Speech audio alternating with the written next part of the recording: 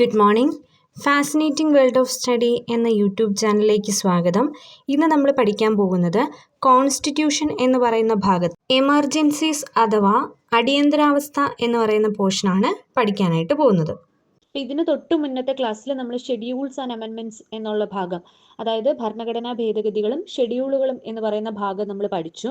അപ്പൊ ഇന്നത്തെ ക്ലാസ്സിൽ നമ്മൾ ഡിസ്കസ് ചെയ്യാൻ പോകുന്നത് അടിയന്തരാവസ്ഥ അഥവാ എമർജൻസീസ് ആണ്. വളരെ എളുപ്പത്തിൽ വളരെ പെട്ടെന്ന് പഠിച്ചേർക്കാൻ പറ്റുന്ന ഒരു പോർഷനാണ് ഈ പറയുന്ന എമർജൻസീസ് അഥവാ അടിയന്തരാവസ്ഥ എന്ന് പറയുന്ന ഭാഗം. നമ്മുടെ ഇന്ത്യൻ കോൺസ്റ്റിറ്റ്യൂഷൻ ഈ പറയുന്ന അടിയന്തരാവസ്ഥ അഥവാ എമർജൻസീസ് എന്ന് പറയുന്ന ആശയം കടമെടുത്തിരിക്കുന്നത് ജർമ്മനിയുടെ കോൺസ്റ്റിറ്റ്യൂഷനിൽ നിന്നാണ്. അതായത് ജർമ്മനിയുടെ വെയ്മർ കോൺസ്റ്റിറ്റ്യൂഷനിൽ നിന്നാണ് ഈ പറയുന്ന ആശയം കടമെടുത്തിരിക്കുന്നത്. പാർട്ട് 18 ഓഫ് ഇന്ത്യൻ കോൺസ്റ്റിറ്റ്യൂഷനിലാണ് എമർജൻസീസ് ഇൻക്ലൂഡഡ് ആയിട്ട് കാണപ്പെടുന്നത്. ആർട്ടിക്കിൾ 352 മുതൽ ആർട്ടിക്കിൾ 360 വരെയുള്ള പോർഷൻസുകളിലാണ് ഈ പറയുന്ന എമർജൻസീസ് അഥവാ അടിയന്തരാവസ്ഥയെ പറ്റിയിട്ട് പറയുന്നത്. അടിയന്തരാവസ്ഥയെ പറ്റി പ്രതിപാദിക്കുന്ന ആർട്ടിക്കിൾസ് എവിടെ മുതലാണ്? 352 മുതൽ 360 വരെയാണ്. 350 to 360 വരെയാണ് എമർജൻസീസിനെ പറ്റി പറയുന്ന ആർട്ടിക്കിൾസ് എന്ന് പറയുന്നത്. ഇനി പ്രധാനമായിട്ടും 3 അടിയന്തരാവസ്ഥകളാണ് കാണപ്പെടുന്നത്. അപ്പോൾ ഒരു രാജ്യത്തെ സംബന്ധിച്ചിടത്തോളം 3 അടിയന്തരാവസ്ഥകളാണ് പ്രഖ്യാപിക്കുന്നത്. അപ്പോൾ ഒന്നെന്ന് പറയുന്നത് ദേശീയ അടിയന്തരാവസ്ഥ അഥവാ നാഷണൽ എമർജൻസി. അടുത്തതെന്ന് പറയുന്നത് സംസ്ഥാന അടിയന്തരാവസ്ഥ അഥവാ സ്റ്റേറ്റ് എമർജൻസി. അപ്പോൾ നാഷണൽ എമർജൻസി ഉണ്ട്, ദേശീയ അടിയന്തരാവസ്ഥയുണ്ട്. അപ്പോൾ അങ്ങനെയാവുമ്പോൾ സ്വാഭാവികമായിട്ടും സംസ്ഥാനങ്ങൾക്ക് അടിയന്തരാവസ്ഥയുണ്ട്. അതാണ് സ്റ്റേറ്റ് എമർജൻസീസ് എന്ന് അറിയപ്പെടുന്നത്. ഇനി അതുപോലെ തന്നെ മൂന്നാമത്തതാണ് സാമ്പത്തിക അടിയന്തരാവസ്ഥ അഥവാ ഫിനാൻഷ്യൽ എമർജൻസി എന്ന് അറിയപ്പെടുന്നത്. അപ്പോൾ അത്തരത്തില് 3 തരത്തിലുള്ള അടിയന്തരാവസ്ഥയാണ് അല്ലെങ്കിൽ 3 തരത്തിലുള്ള എമർജൻസീസ് ആണ് കാണപ്പെടുന്നത്. ഇനി അതിനകത്ത് ദേശീയ അടിയന്തരാവസ്ഥ അഥവാ നാഷണൽ എമർജൻസിയാണ് നമ്മൾ പറയാനായിട്ട് പോകുന്നത്. ഈ ദേശീയ അടിയന്തരാവസ്ഥ അഥവാ നാഷണൽ എമർജൻസിയെ പറ്റി പറയുന്ന ആർട്ടിക്കിൾ എന്ന് പറയുന്നത് ആർട്ടിക്കിൾ 352 ആണ്. എന്നാൽ സ്റ്റാർട്ട് ചെയ്യുന്നത് 352 പറഞ്ഞല്ലോ. അപ്പോൾ ആർട്ടിക്കിൾ 352 ആണ് ദേശീയ അടിയന്തരാവസ്ഥയെ പറ്റി അല്ലെങ്കിൽ നാഷണൽ എമർജൻസീസുകളെ പറ്റി പറയുന്ന കാര്യങ്ങളെല്ലാം ആർട്ടിക്കിൾ 352 കാണപ്പെടുന്നത്. ഇനി ഈ പറയുന്ന ദേശീയ അടിയന്തരാവസ്ഥ ഇന്ത്യയിൽ 3 തവണയാണ് പ്രഖ്യാപിക്കപ്പെട്ടിട്ടുള്ളത്. അതായത് ഇന്ത്യയിൽ ദേശീയ അടിയന്തരാവസ്ഥ എന്ന് പറയുന്നത് 3 തവണ പ്രഖ്യാപിച്ചിട്ടുണ്ട്. അപ്പോൾ ഈ അടിയന്തരാവസ്ഥ പ്രഖ്യാപിക്കുമ്പോൾ ഏതെങ്കിലും ഒരു പ്രത്യേക സാഹചര്യം ഉണ്ടാകുമ്പോഴാണ് സാധാരണഗതിയിൽ അടിയന്തരാവസ്ഥ പ്രഖ്യാപിക്കുന്നത്. അല്ലാതെ ഡയറക്റ്റ് ആയിട്ട് അങ്ങ് കയറി എന്ത് ചെയ്യത്തില്ല, അടിയന്തരാവസ്ഥ പ്രഖ്യാപിക്കത്തില്ല. അപ്പൊ അടിയന്തരാവസ്ഥ പ്രഖ്യാപിക്കാൻ തക്കതായ കാരണങ്ങൾ ഉള്ള സമയത്ത് മാത്രമാണ് അടിയന്തരാവസ്ഥ പ്രഖ്യാപിക്കുന്നത്. അത്തരത്തില് ദേശീയ അടിയന്തരാവസ്ഥ അഥവാ നാഷണൽ എമർജൻസി എന്ന് പറയുന്നത് 3 തവണ ഇന്ത്യയിൽ പ്രഖ്യാപിച്ചിട്ടുണ്ട്. ഇനി അത് ഏതൊക്കെയാണെന്ന് നോക്കാം.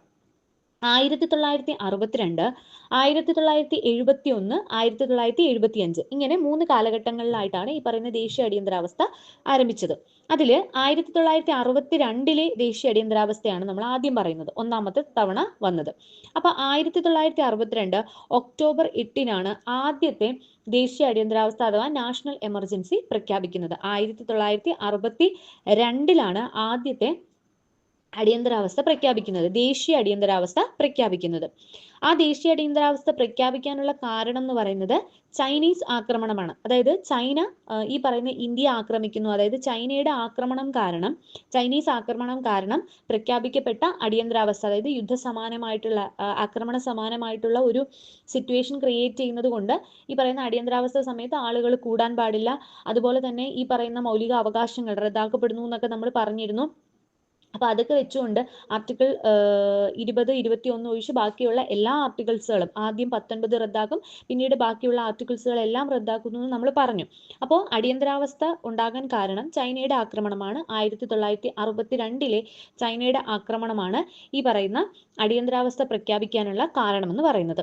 ഇനി അന്ന് അടിയന്തരാവസ്ഥ പ്രഖ്യാപിച്ച പ്രസിഡന്റ് എന്ന് പറയുന്നത് ഡോക്ടർ എസ് രാധാകൃഷ്ണനാണ്. അപ്പോൾ അടിയന്തരാവസ്ഥ പ്രഖ്യാപിക്കുന്നത് ആരാണെന്ന് നമ്മളിപ്പോൾ പഠിച്ചു.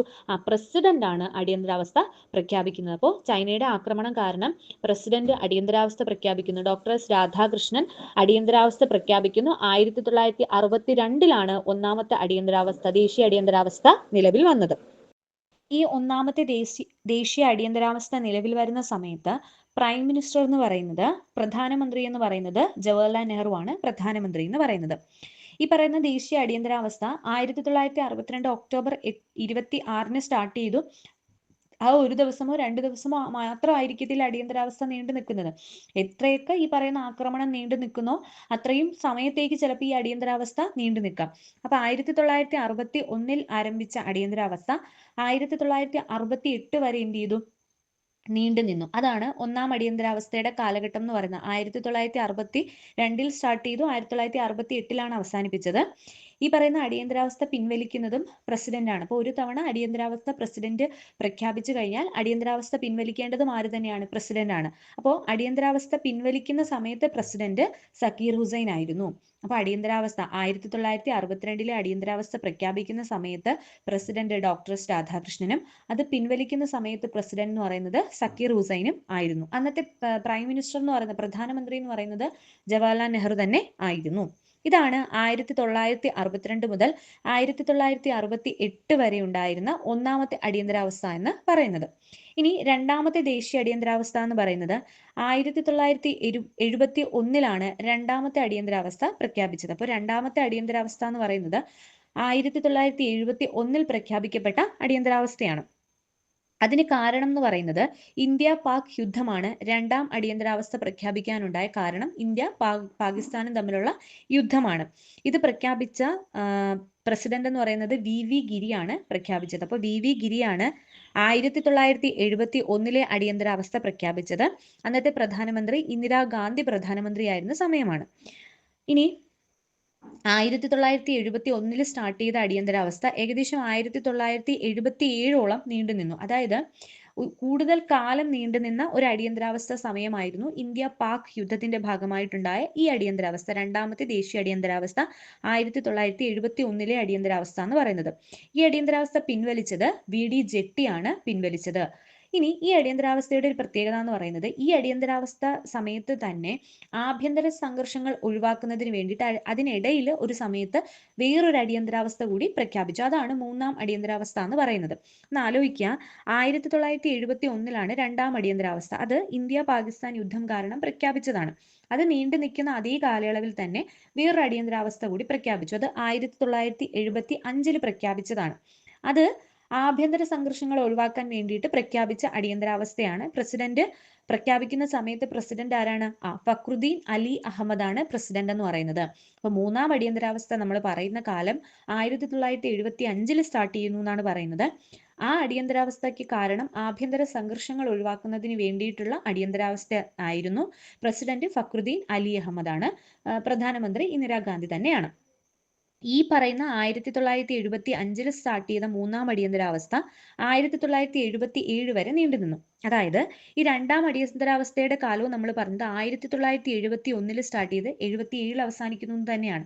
പക്ഷേ അതിനിടയിൽ 1975 ഒരു മൂന്നാം അടിയന്തരാവസ്ഥ ഫക്രുദ്ദീൻ അലി അഹമ്മദ് പ്രസിഡന്റ് ആയിരുന്നപ്പോൾ പ്രഖ്യാപിക്കുകയും അതും ഇതും ഈ പറയുന്ന രണ്ടും ഒരുമിച്ചാണ്, രണ്ടും അടിയന്തരാവസ്ഥകൾ ഒരുമിച്ചാണ് കംപ്ലീറ്റ് ചെയ്ത് 1977 അവസാനിച്ചത്. അപ്പോൾ അത് രണ്ടും പിൻവലിച്ചത് ആരാണ്? രണ്ടും മൂന്നും അടിയന്തരാവസ്ഥകൾ പിൻവലിച്ചത് ആരാണ്? ഡി ജെട്ടി ആണ് പ്രസിഡന്റ് ആയിട്ടിരുന്നപ്പോഴാണ് അത് പിൻവലിച്ചത്. അപ്പൊ നമ്മൾ ആലോചിക്കേണ്ടത് ഒന്നാം അടിയന്തരാവസ്ഥ 1962 പ്രഖ്യാപിച്ചത് ഡോക്ടർ എസ് രാധാകൃഷ്ണൻ, അത് പിൻവലിച്ചത് സക്കീർ ഹുസൈൻ ആണ്. 1971 രണ്ടാം അടിയന്തരാവസ്ഥ പ്രഖ്യാപിച്ചത് വി ഗിരിയാണ്, അത് പിൻവലിച്ചത് ഡി ജെട്ടിയാണ്. 1977 1975 മൂന്നാം അടിയന്തരാവസ്ഥ ഫക്രുദ്ദീൻ അലി അഹമ്മദ് പ്രഖ്യാപിക്കുന്നു, അത് പിൻവലിക്കുന്നത് ഈ സെയിം ഡേറ്റ് തന്നെയാണ്. 1977 ഡി ജെട്ടിയാണ് പിൻവലിക്കുന്നത്. അപ്പൊ ഇതാണ് മൂന്നാം അടിയന്തരാവസ്ഥ. ഇനി ഇതാണ് നമ്മുടെ ദേശീയ അടിയന്തരാവസ്ഥയെ പറ്റി പറയുന്നത്. 3 ദേശീയ അടിയന്തരാവസ്ഥയെ പറ്റി ഇതാണ് പറയുന്നത്. ഇനി അടിയന്തരാവസ്ഥയുമായിട്ട് ബന്ധപ്പെട്ട ഒരു കമ്മീഷനാണ് ഷാ കമ്മീഷൻ എന്ന് പറയുന്നത്. ഇതുപോലെ മിനർവ മിൽ കേസ്, അതുപോലെ പലതരത്തിലുള്ള കമ്മീഷനുകളെ പറ്റിയിട്ടൊക്കെ നമ്മൾ പഠിച്ചിട്ടുണ്ട്. അപ്പൊ അതിനകത്ത് ഷാ കമ്മീഷൻ എന്ന് പറയുന്നത് ഈ പറയുന്ന അടിയന്തരാവസ്ഥയുമായിട്ട് ബന്ധപ്പെട്ട കമ്മീഷനാണ് ഷാ കമ്മീഷൻ എന്ന് പറയുന്നത്. അപ്പോൾ നമ്മൾ ഇതിൽ നിന്നൊക്കെ മനസ്സിലാക്കിയ കാര്യം, അടിയന്തരാവസ്ഥ പ്രഖ്യാപിക്കുന്ന ആരാണ്? പ്രസിഡന്റ് ആണ് അടിയന്തരാവസ്ഥ പ്രഖ്യാപിക്കുന്നത്. പിൻവലിക്കുന്നതും ആര് തന്നെയാണ്? പ്രസിഡന്റ് ആണ്. ഏത് അടിയന്തരാവസ്ഥ? ദേശീയ അടിയന്തരാവസ്ഥ എന്ന് പറയുന്നത്. ഇനി ഈ പറയുന്ന അടിയന്തരാവസ്ഥയ്ക്ക് കാരണമാകുന്ന അടിയന്തരാവസ്ഥയ്ക്ക് കാരണമാകുന്നത് എന്തൊക്കെയാണെന്ന് ചോദിച്ചു കഴിഞ്ഞാൽ, നമ്മളിവിടെ 3 അടിയന്തരാവസ്ഥ പറഞ്ഞപ്പോഴും ഈ 3 അടിയന്തരാവസ്ഥയ്ക്കും 3 കാരണങ്ങളായിരുന്നു. അപ്പൊ ഈ 3 കാരണവും ആണ് അടിയന്തരാവസ്ഥയുടെ കാരണങ്ങളായിട്ട് പറയാൻ പറ്റുന്നത്. അതായത് നമുക്ക് ചിലപ്പോൾ ഓപ്ഷൻ തരും, ഇതിനകത്ത് അടിയന്തരാവസ്ഥയ്ക്ക് കാരണമാകുന്ന വസ്തുതകൾ ഏതൊക്കെയാണ്, അല്ലെങ്കിൽ കാരണമാകാത്തത് ഏതാണ് എന്നൊക്കെ ചോദിക്കാം. അപ്പൊ അതിനകത്ത് ഒന്നാമത്തേത് യുദ്ധം. രണ്ട് രാജ്യങ്ങൾ തമ്മിലുള്ള ചേരിതിരിഞ്ഞിട്ടുള്ള യുദ്ധം, അത് അടിയന്തരാവസ്ഥയ്ക്ക് കാരണമാകാം. അതുപോലെ തന്നെ പുറമേ നിന്നുള്ള ആക്രമണം. ആദ്യത്തെ കേസ് നമ്മൾ പറഞ്ഞപ്പോൾ ചൈനീസ് ആക്രമണമാണ് അടിയന്തരാവസ്ഥയ്ക്ക് കാരണമായത്. അപ്പോൾ വേറെ ഏതെങ്കിലും, നമ്മൾ അങ്ങോട്ട് പോയി ആക്രമിക്കാതെ, യുദ്ധസമാനമായിട്ടുള്ള ഒരു അന്തരീക്ഷം ഇല്ലാതെ ഇങ്ങോട്ട് കയറി ആക്രമിക്കുന്ന ഒരു കണ്ടീഷനിൽ അടിയന്തരാവസ്ഥ പ്രഖ്യാപിക്കപ്പെടാം. ഇനി അതുപോലെ തന്നെ ആഭ്യന്തരമായിട്ടുള്ള യുദ്ധങ്ങൾ. ഈ ആഭ്യന്തര യുദ്ധങ്ങൾ പിന്നീട് ആ ഒരു പേര് മാറ്റി സായുധ കലാപം എന്നാക്കി മാറ്റിയിട്ടുണ്ട്. ആദ്യം നമ്മൾ 1975 മൂന്നാം ദേശീയ എമർജൻസി, അതായത് നാഷണൽ എമർജൻസി ആഭ്യന്തര സംഘർഷങ്ങൾ കാരണമാണ് എന്ന് പറയുമ്പോൾ ഇപ്പൊ ആ ആഭ്യന്തര സംഘർഷം എന്ന പേര് നമ്മൾ ഉപയോഗിക്കാറില്ല. അതിന് പകരം സായുധ കലാപം എന്നാണ് നമ്മൾ മാറ്റി പറയാറ്. അപ്പൊ ഈ സായുധ കലാപങ്ങളും അടിയന്തരാവസ്ഥയ്ക്ക് കാരണമാകാറുണ്ട്. ഓക്കെ ആണല്ലോ. അടിയന്തരാവസ്ഥ പ്രഖ്യാപിക്കുന്നതും അടിയന്തരാവസ്ഥ പിൻവലിക്കുന്നതും രാഷ്ട്രപതിയാണ്.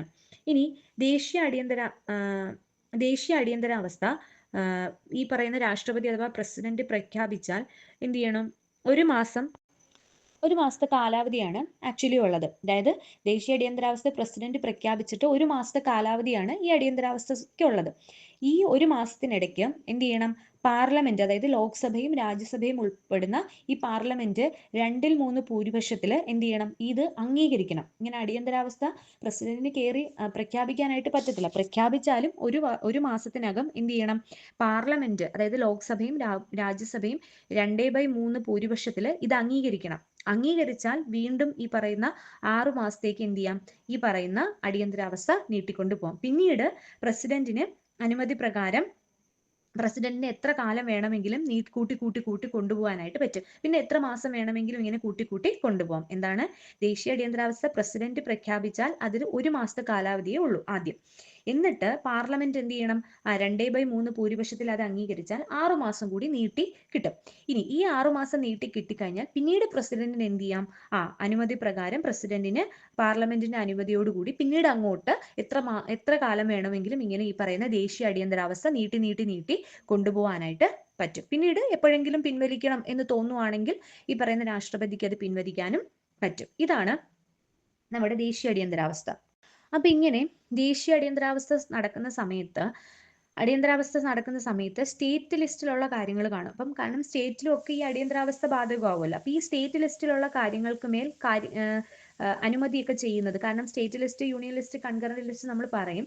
ഈ സ്റ്റേറ്റ് ലിസ്റ്റിന്മേലുള്ള എല്ലാ കാര്യങ്ങളും നിയന്ത്രിക്കുന്നത് പാർലമെന്റ് ആയിട്ട് മാറും. ഓക്കെ, അടിയന്തരാവസ്ഥ സമയത്ത് സ്റ്റേറ്റ് ലിസ്റ്റ് എന്നോ അങ്ങനെ ഒരു ലിസ്റ്റ് വരത്തില്ല. അതിന് പകരം സ്റ്റേറ്റ് ലിസ്റ്റിലുള്ള എല്ലാ കാര്യങ്ങളും പാർലമെന്റ് ആയിരിക്കും തീരുമാനിക്കുന്നത്. ആർട്ടിക്കിൾ 353 പ്രകാരമാണ് അത് പറയുന്നത്. ഇനി നമ്മൾ നേരത്തെ പറഞ്ഞു, അടിയന്തരാവസ്ഥ അഥവാ എമർജൻസീസ് പ്രഖ്യാപിക്കുന്ന സമയത്ത് ഈ പറയുന്ന ആർട്ടിക്കിൾ 19 ആദ്യം റദ്ദാക്കുന്നത്. 358 ആർട്ടിക്കിൾ 358 പ്രകാരം മൗലിക അവകാശങ്ങൾ എന്ന് പറയുന്ന ആർട്ടിക്കിൾ 19 മൗലിക അവകാശങ്ങൾ എന്ന് പറയുന്ന മൗലിക സ്വാതന്ത്ര്യങ്ങൾ ആണ് ആദ്യം റദ്ദാക്കപ്പെടുന്നത്. പിന്നീട് ആർട്ടിക്കിൾ 350 പ്രകാരം ബാക്കിയുള്ള ഫണ്ടമെന്റൽ റൈറ്റ്സ് കൂടി റദ്ദാക്കപ്പെടുന്നു നമ്മൾ ഓൾറെഡി പഠിച്ചതാണ്.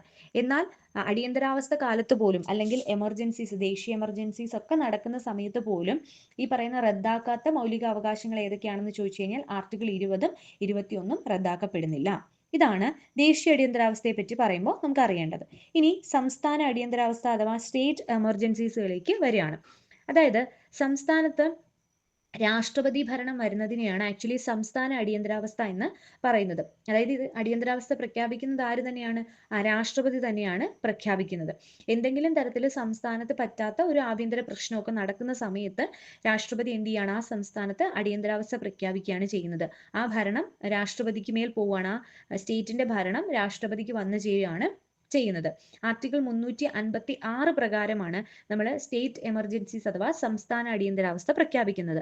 ആർട്ടിക്കിൾ 352 പ്രകാരമാണ് ദേശീയ അടിയന്തരാവസ്ഥ അഥവാ നാഷണൽ എമർജൻസീസ് പ്രഖ്യാപിക്കുന്നത് എങ്കിൽ ആർട്ടിക്കിൾ 356 പ്രകാരമാണ് സംസ്ഥാന അടിയന്തരാവസ്ഥ അഥവാ സ്റ്റേറ്റ് എമർജൻസീസ് പ്രഖ്യാപിക്കുന്നത്. സംസ്ഥാന അടിയന്തരാവസ്ഥ ഇതുപോലെ പ്രസിഡന്റ് ഒരു സംസ്ഥാന അടിയന്തരാവസ്ഥ പ്രഖ്യാപിച്ച് 2 മാസത്തെ കാലാവധിയുണ്ട്. ഈ 2 മാസത്തിനുള്ളിൽ പാർലമെന്റ് എന്ത് ചെയ്താൽ മതി? അംഗീകരിച്ചാൽ മതി. അങ്ങനെ പാർലമെന്റ് അംഗീകരിച്ചു കഴിഞ്ഞാൽ അത് 6 മാസത്തേക്ക് കൂടി നീട്ടാം. ഇനി 6 മാസത്തേക്ക് നീട്ടിയിട്ട് എന്ത് ചെയ്യാൻ പറ്റും? പിന്നീട് പ്രസിഡന്റിന് ഇത് നീട്ടി കൊണ്ടുപോകാം. പക്ഷേ പ്രസിഡന്റിന് എത്ര വേണോ ഇങ്ങനെ നീട്ടി കൊണ്ടുപോകാനായിട്ട് പറ്റത്തില്ല. നമ്മൾ പറഞ്ഞു ദേശീയ അടിയന്തരാവസ്ഥ പ്രഖ്യാപിക്കുന്ന സമയത്ത് ആദ്യം 1 മാസം, പിന്നീട് അംഗീകരിച്ചിട്ട് 6 മാസം, പിന്നീട് എത്ര നാൾ വേണമെങ്കിലും നീട്ടിക്കൊണ്ടു പോകാമെന്ന് പറഞ്ഞു. പക്ഷേ സംസ്ഥാന അടിയന്തരാവസ്ഥ ഇങ്ങനെ എത്ര കാലം വേണമെങ്കിലും നീട്ടിക്കൊണ്ടുപോകാൻ പറ്റത്തില്ല. മാക്സിമം 3 വർഷത്തേക്ക് മാത്രമേ സംസ്ഥാന അടിയന്തരാവസ്ഥ പ്രഖ്യാപിക്കാവൂ. അതിനുള്ളിൽ പിൻവലിച്ചിരിക്കണം. 3 വർഷം കഴിയുമ്പോൾ അത് പിൻവലിച്ചിരിക്കണം. അപ്പൊ ആദ്യം പ്രസിഡന്റ് പ്രഖ്യാപിച്ചിട്ട് 2 മാസത്തിനുള്ളിൽ പാർലമെന്റ് അത് അംഗീകരിക്കണം. പാർലമെന്റ് അംഗീകരിച്ചാൽ 6 മാസത്തേക്ക് നീട്ടിക്കൊണ്ടുപോകാം. പിന്നീട് 6 മാസം നീട്ടിക്കഴിയുമ്പോൾ വീണ്ടും അടിയന്തരാവസ്ഥ വേണമെന്ന് തോന്നുകയാണെങ്കിൽ മാക്സിമം 3 വർഷത്തേക്ക് ഈ പറയുന്ന അടിയന്തരാവസ്ഥ നീട്ടിക്കൊണ്ടുപോകാം. അത് കഴിഞ്ഞാൽ പിൻവലിക്കണം. ഇതാണ് സംസ്ഥാന അടിയന്തരാവസ്ഥയെ പറ്റിയിട്ട് ഉള്ള ഒരു കാലം എന്ന് പറയുന്നത്. ഇനി ഈ പറയുന്ന സംസ്ഥാന അടിയന്തരാവസ്ഥയെ BR അംബേദ്കർ വിശേഷിപ്പിച്ചത്, അതായത് ആ ആർട്ടിക്കിൾ ആയിട്ടുള്ള 356 BR അംബേദ്കർ വിശേഷിപ്പിച്ചത് ഡെഡ് ലെറ്റർ എന്നാണ് വിശേഷിപ്പിച്ചത്. ആദ്യമായിട്ട് അടിയന്തരാവസ്ഥ പ്രഖ്യാപിച്ച സ്റ്റേറ്റ് എന്ന് പറയുന്നത് പഞ്ചാബാണ്. പഞ്ചാബിൽ 1951 ആദ്യമായിട്ട് അടിയന്തരാവസ്ഥ പ്രഖ്യാപിച്ചു. അതുപോലെ തന്നെ ഏറ്റവും കൂടുതൽ കാലം അടിയന്തരാവസ്ഥ നീണ്ടുനിന്ന ഒരു സംസ്ഥാനം കൂടിയാണ് പഞ്ചാബ് എന്ന് പറയുന്നത്. എന്നാൽ കൂടുതൽ തവണ അടിയന്തരാവസ്ഥ നേരിടേണ്ടി വന്ന സംസ്ഥാനങ്ങൾ എന്ന് പറയുമ്പോൾ മണിപ്പൂരും ഉത്തർപ്രദേശുമാണ്. ഏകദേശം 10 തവണയോളം ഈ പറയുന്ന മണിപ്പൂരിലും ഉത്തർപ്രദേശിലും അടിയന്തരാവസ്ഥ പ്രഖ്യാപിക്കേണ്ടതായിട്ട് വന്നു. പക്ഷേ ഏറ്റവും കൂടുതലും ഏറ്റവും ആദ്യവും പഞ്ചാബിലാണ്. ഓക്കെ ആണോ? ഇനി കേരളത്തിലേക്ക് വരികയാണ്. കേരളത്തിൽ 7 തവണ അടിയന്തരാവസ്ഥ പ്രഖ്യാപിച്ചിട്ടുണ്ട്. അതായത് സ്റ്റേറ്റ് എമർജൻസി ഇൻ കേരള എന്ന് പറയുമ്പോൾ 7 തവണയാണ് കേരളത്തിൽ അടിയന്തരാവസ്ഥ പ്രഖ്യാപിച്ചിട്ടുള്ളത്. 1956, 59, 64, 1970, 79, 81, 82 കാലഘട്ടത്തിലാണ്. അങ്ങനെ 7 തവണയാണ് കേരളത്തിൽ അടിയന്തരാവസ്ഥ പ്രഖ്യാപിച്ചിട്ടുള്ളത്. ആദ്യം അടിയന്തരാവസ്ഥ പ്രഖ്യാപിക്കുന്നത് 1956 1956 നവംബർ 1, അതായത് കേരള പിറവി ദിനത്തിലാണ് ആദ്യത്തെ അടിയന്തരാവസ്ഥ കേരളത്തിൽ പ്രഖ്യാപിക്കുന്നത്. കാരണം ആ മന്ത്രിസഭയോടുള്ള വിയോജിപ്പൊക്കെയാണ്. അത് നമ്മൾ പഠിക്കും. വിമോചന സമരം എന്ന് പറയും. ആദ്യത്തെ മന്ത്രിസഭ എന്ന് പറയുന്നത് EMS നയിക്കുന്ന മന്ത്രിസഭയായിരുന്നു, കമ്മ്യൂണിസ്റ്റ് മന്ത്രിസഭയായിരുന്നു. അപ്പൊ ആ മന്ത്രിസഭയോടുള്ള വിയോജിപ്പ് കാരണം ഒരു വിമോചന സമരം നടന്നു.